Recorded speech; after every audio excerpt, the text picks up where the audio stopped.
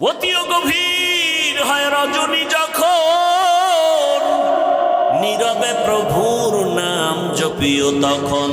প্রভুর করুণা যদি পাইবারে চাও, গভীর রাতে উঠে প্রভুর গুণগান গাও। দুইজনে মিলে দোয়া করলে আল্লাহ ফিরাই দিবে। ফুলের বাগান, এক হাতে তালি লাগেনি, লাগে না। এক হাতে তালি যেমন বাজে না, বিনা বাতাসে পানি নড়ে না, ঠিক স্বামী আর স্ত্রীর মন যদি এক না হয়, ওই সংসারে ফুলের বাগানের ফুল ফুটে না। দুইজনে ভোর রাতে আল্লাহর কাছে দোয়া করেন, হে মালিক, নেককার একটা সন্তান দিও। আল্লাহর আদালতে দোয়া কবুল হয়ে গেছে, সন্তান গর্ভে চলে আসছে, দুনিয়াতেও এসে গেল। মা বাবা কলিজা ভরে দোয়া করে, সন্তানের আদব শিখায়, সালাম শিখায়। সন্তান বড় হচ্ছে বড় হচ্ছে, দুনিয়াতে সেই যেমন কেমন জ্ঞান জ্ঞান ভাব, কেমন যেন একটু আদবওয়ালা, কেমন যেন বিচক্ষণওয়ালা। ছোট বাচ্চার এমন কিছু গুণ আছে না? মা বাবায় খুশি, আরে আমার একটা ছেলেই আল্লাহ দিছে, এমন সন্তান আসছে ছেলে। আল্লাহ তাআলা কেমন মেধা দিলেন, আদবওয়ালা, মা বাবার প্রতি বড় নরম, বিনয়ী, ভদ্র, মা বাবার শ্রদ্ধা করে, মা বাবা যা বলে তাই মানে, মা বাবার সামনে বেয়াদবি করে না। অল্প অল্প দিনে মোটামুটি যৌবনের মধ্যে পৌঁছে গেল, এমন নাম উঠতেছে, শরীরের মধ্যে জোশ আসতেছে, অন্যায় দেখতে পারে না।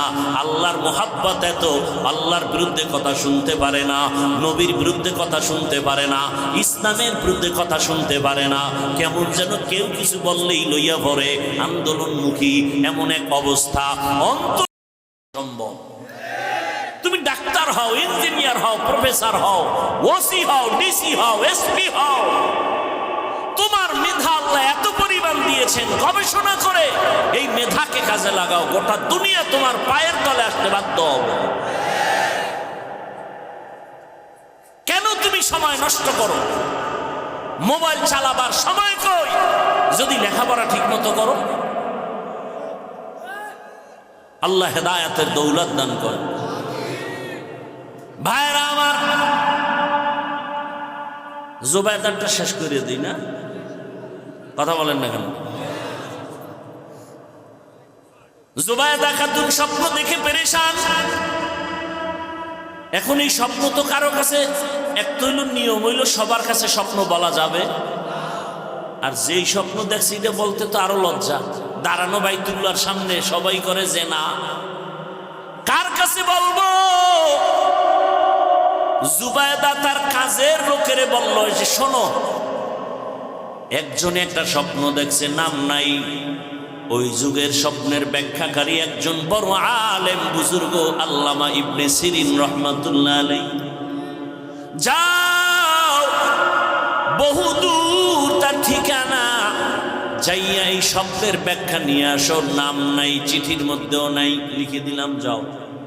গেছে স্বপ্নের ব্যাখ্যাকারী জগৎ বিখ্যাত কুতুবুল আলম আল্লামা ইবনে সিরিনের কাছে গেছেন। গিয়া যখন দিলেন, হযরত এই স্বপ্নের ব্যাখ্যা চাই। কয় দেখছো ওই চিঠি লেখলো কে? কয় যে লেখক জানি না, জনৈক। স্বপ্নের ব্যাখ্যা দেন একজন নারী, বাইতুল্লাহর সামনে দাঁড়ানো, আর সারা দেশের মানুষ এসে জিনা করে। জিনা কয় নাম, নাম, কে দেখছে এই স্বপ্ন? বলে নাম জানি না। কয় স্বপ্নের ব্যাখ্যাও দেওয়া হবে না, কারণ নাম বুঝা, ব্যক্তি বুঝা হবে স্বপ্নের ব্যাখ্যা। আমগো দেশের একজন নামদারি পীর স্বপ্ন দেখে রহমতের নবী উলঙ্গ, ডাস্টবিনে ভরা। ব্যাখ্যা কি হবে?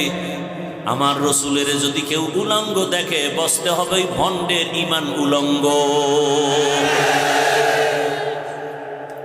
ইবনে সিরিন কয় নাম না কইলে ব্যাখ্যা হবে না, যাও। নিরস হইয়া চলে আসছে, এসে বলেন নাম না বললে ব্যাখ্যা দেওয়া হবে না। জুবাইদা পেরেশান। ওই আল্লামা ইবনে সিরিন জানবে এই দুরহ স্বপ্ন আমি দেখেছি, আমার লজ্জা লাগে, কিন্তু স্বপ্নের ব্যাখ্যা জানা দরকার। শেষ মর্যায় বলে নামটা লিখে দিলাম আমানতের সাথে, তার কাছে দিয়া দিও, তুমি চিঠি খুলবা না। আল্লামা ইবনে সিরিন চিঠি খুলে দেখে নিচে লেখা জুবায়দা বাদশাহ হারুন রশিদের স্ত্রী। একটা চিৎকার দিয়া কয়, ধন্য নারী জুবায়দা, খবর কইও জুবায়দার কপাল খুলে গেছে। জুবায়দারে দিয়া আমার আল্লাহ মক্কার জমিনে এমন কাজ নিবেন, গোটা দুনিয়ার মানুষ জুবায়দার নাম কিয়ামত পর্যন্ত স্মরণ করবে।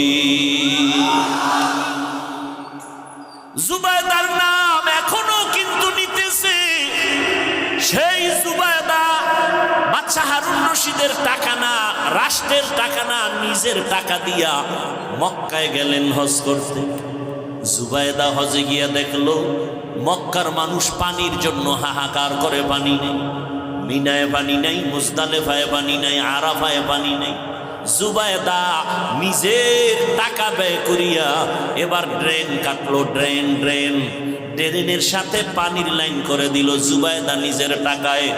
আজও মক্কায় গিয়া দেখবা নহরে জুবায়দা নামের ড্রেনের অঙ্কন, ইটের গাঁথনি, পাথরের গাঁথনি এখনো জুবায়দার নামে দেখা যায়, আমরা দেখেছি। ওলামায়ে কেরাম আছে না নাই? এখনো আছে জুবায়দার ড্রেন, নহরে জুবায়দা নাম কি? বিশাল ড্রেন, পাহাড়ের পাশে নিচ থেকে এরকম চিকন আকারে ড্রেন, সব দুনিয়াবাসী জানে। আর সেই ড্রেন থেকে পানি জুবায়দা লাইন করে দিল টাকা খরচ করে, আর গোটা দুনিয়ার হাজিরা সে পানি পান করল। স্বপ্ন কি ব্যাখ্যা কি দেখছেননি কারবার? স্বপ্ন কি ব্যাখ্যা কি? ওই আল্লাহর বান্দী যখন বলেছেন এমন একটা স্বামী চাই, ডান হাত ধরে আমাকে জান্নাতের ময়দানে নিবে, এইবার মিলছে নি? যুবকেও কি চায়? এমন একটা মেয়ে চাই যে আমাকে ডান হাত ধরে জান্নাতের পথে নিবে। ঘটনা শেষ না, আর একটু সময় লাগবে, ধৈর্য হবে তো ইনশাআল্লাহ।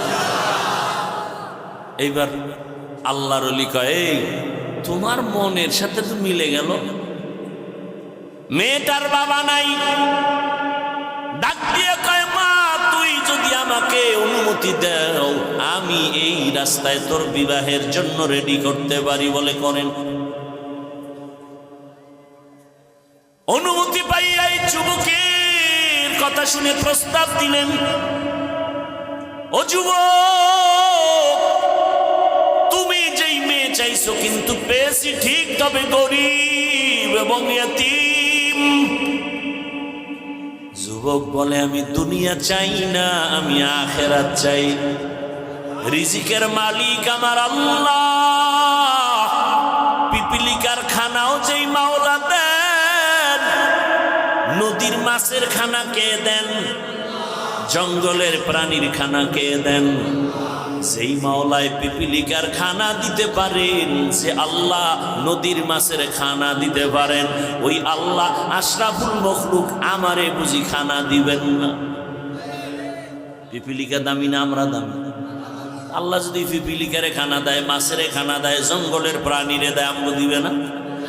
ইয়া আইয়ুহান নাস আনতুমুল ফুকারাউ ইলাল্লাহ ওয়াল্লাহু হুয়াল গানিয়্যুল হামিদ।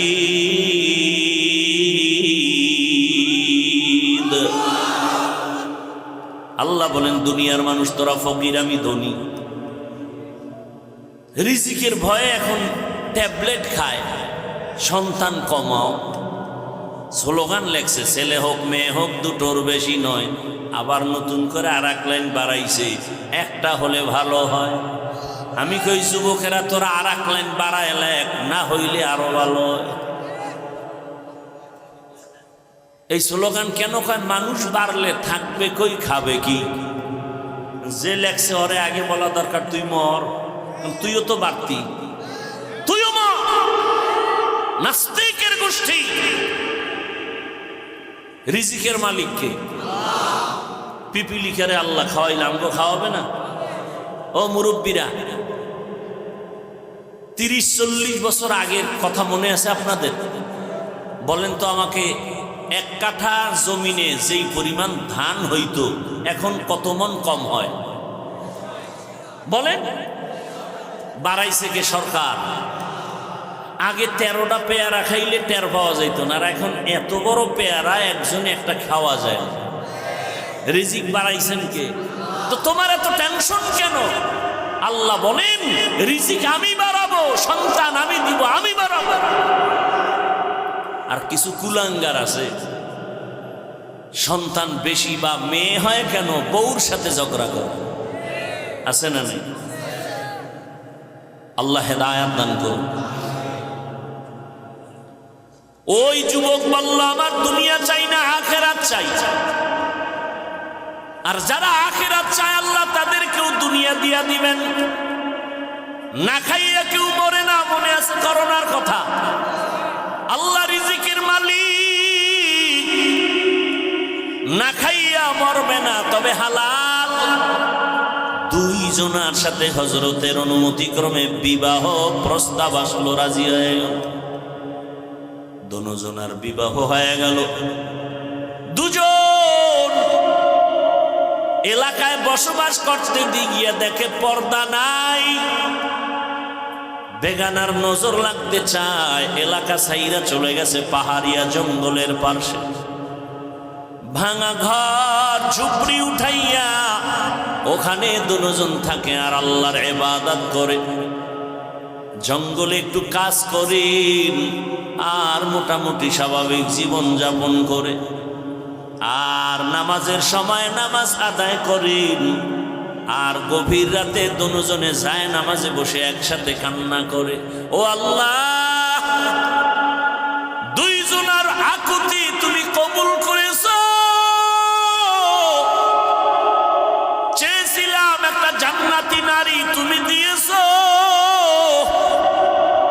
আমার স্ত্রীও চেয়েছে, তুমি দিয়েছো। এবার আর একটা দাবি।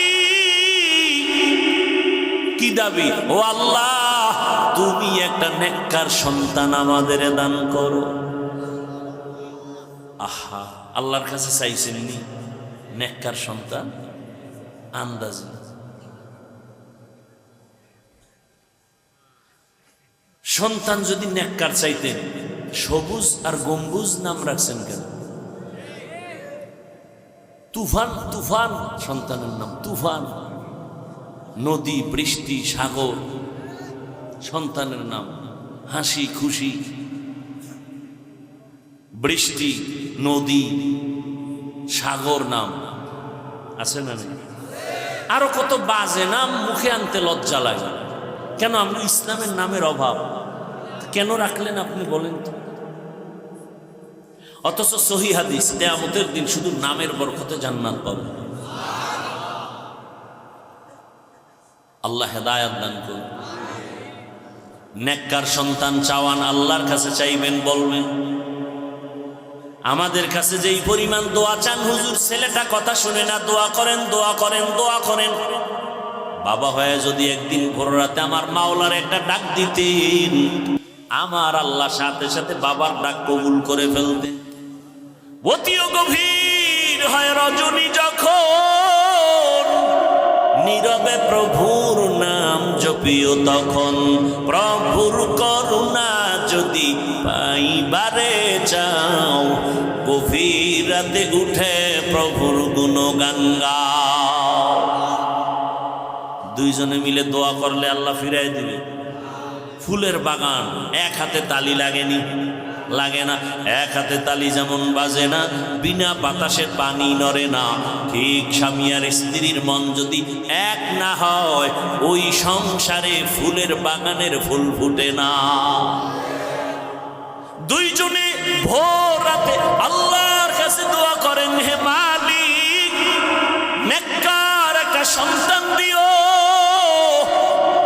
আল্লাহর আদালতে দোয়া কবুল হয়ে গেছে। সন্তান গর্ভে চলে আসছে, দুনিয়াতেও এসে গেল। মা বাবা কলিজা ভরে দোয়া করে, সন্তানের আদব শিখায়, সালাম শিখায়। সন্তান বড় হচ্ছে দুনিয়াতে সেই যেমন কেমন জ্ঞান জ্ঞান ভাব, কেমন যেন একটু আদবওয়ালা, কেমন যেন বিচক্ষণওয়ালা। ছোট বাচ্চার এমন কিছু গুণ আছে না? মা বাবায় খুশি, আরে আমার একটা ছেলেই আল্লাহ দিছে, এমন সন্তান আসছে ছেলে। আল্লাহ তাআলা কেমন মেধা দিলেন, আদবওয়ালা, মা বাবার প্রতি বড় নরম, বিনয়ী, ভদ্র, মা বাবার শ্রদ্ধা করে, মা বাবা যা বলে তাই মানে, মা বাবার সামনে বেয়াদবি করে না। অল্প অল্প দিনে মোটামুটি যৌবনের মধ্যে পৌঁছে গেল, এমন নাম উঠতেছে, শরীরের মধ্যে জোশ আসতেছে, অন্যায় দেখতে পারে না, আল্লাহর মোহাব্বত এত, আল্লাহর বিরুদ্ধে কথা শুনতে পারে না, নবীর বিরুদ্ধে কথা শুনতে পারে না, ইসলামের বিরুদ্ধে কথা শুনতে পারে না। কেমন যেন কেউ কিছু বললেই লইয়া পড়ে, আন্দোলনমুখী এমন এক অবস্থা। অন্তরের মধ্যে এত জোশ, ইসলামের উল্টা পাল্টা কিছু শুনলেই রুখে দাঁড়ায় যায়। এই যুবক মা বাবার দোয়ায় এত দামি হয়েছেন।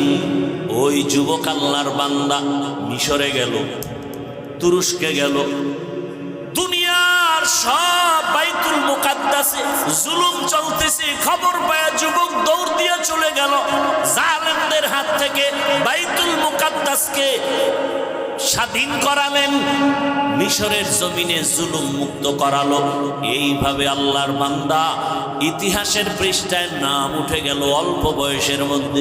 ওই যুবক আর কেউ না, ওই যুবকের নাম ইতিহাসের পৃষ্ঠা উল্টাও সালাহুদ্দিন আইয়ুবী রহমাতুল্লাহ আলাইহি। এই যুবক গুগলে সার্চ দে, সালাউদ্দিন আইয়ুবী লেখা সার্চ দে, ইতিহাস টোটাল পেয়ে যাবে। কেমন মা বাবার কেমন সন্তান, অল্প বয়সে যুবক সালাউদ্দিন আইয়ুবী গোটা দুনিয়াকে মাতিয়ে তুলল। ইসলামের বিরুদ্ধে কোন শক্তি তার সামনে মাথা নত করে চলেছে, মাথা উঁচু করতে পারেনি। ও আমার যুবক, এমন যুবক তুমি হইও।